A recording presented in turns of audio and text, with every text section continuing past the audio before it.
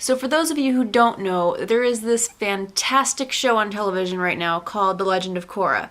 It is a sequel to the other fantastic show, Avatar: The Last Airbender. Now, I really liked Avatar. I liked that the creators didn't want to dumb down all these serious themes for a show aimed at 7 to 12-year-olds. And when Korra was announced, I was a little bit heartbroken because that meant that it was going to be dealing with the next Avatar. So Aang and all of the other characters I had grown to really love were going to be gone from this series. And now that we're 8 episodes in, I have no idea why I was so heartbroken about this. Oh my god, this show. First off, you have the characters. They're all so good. I want everybody to be in every episode because that's how good they are. Second off, we have the setting and the music. I feel like Republic City is what Shanghai was like back before the Chinese Civil War. And the music is really a what if China had invented jazz music feel, with a lot of really obvious references to the soundtrack of the previous series. And thirdly, we have the story. That's the most important part, and it's so good. So Korra has been locked up in this compound for her whole life, and she's been learning bending, and then finally she gets cleared to start to learn airbending, and then Tenzin, Aang's son, is like, sorry, I totally can't be here to teach you airbending because I got stuff to do, so then she runs away and moves to Republic City to live with him and learn airbending. And you know, that sounds like a nice little story, and it's not gonna be as serious as the other one. There's no war, there's no battles.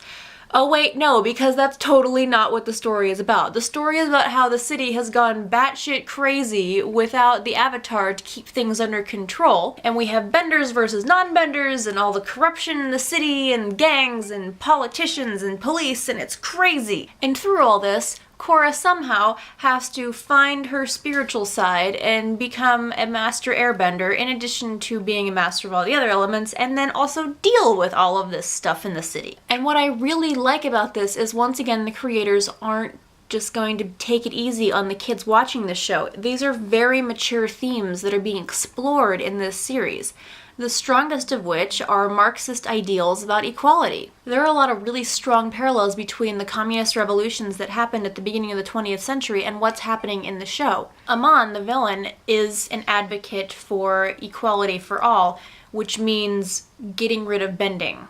So he's going to forcibly take away the bending of the benders. I think it's going to be very interesting to delve into the why he suddenly wants to get rid of all these bending and why he has such a big following, because benders and non-benders have obviously lived together for hundreds of years before this. We've seen that in the previous series.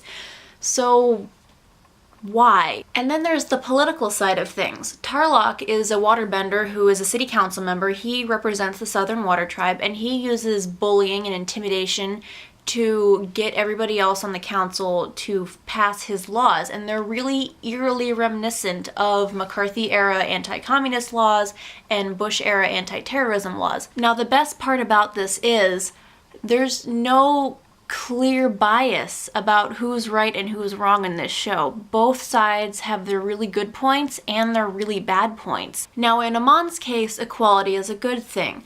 Some benders do use their bending abilities to oppress and intimidate non-benders in order to get their way. And in Tarlok's case, it's wrong to suddenly get rid of all of the bending, especially when they've been living together side by side for centuries. The act of forcibly taking away someone's given abilities to bend has really strong allusions to rape and torture. Also, public execution, because Amon favors really grand gestures, and he's been taking away the bending of really powerful benders in front of large audiences. It's just, it's so good, and it's so good at dealing with all these really serious issues in a way that kids can kind of understand and learn to apply to real life. I'm really excited to see where they'll take these issues and how they're going to resolve them, especially considering that many of these issues are things that we're still dealing with in the real world. And the actions of those who have dealt with these issues in the past, we're still dealing with the consequences of them. So I'm really looking forward to the rest of the season, the next season. Okay guys, I'm gonna go have feelings everywhere now because it's so good.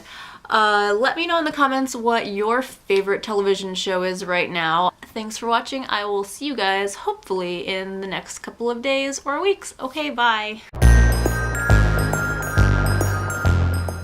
And in case any of you were wondering, I'm a swag bender. Why does anybody watch my videos?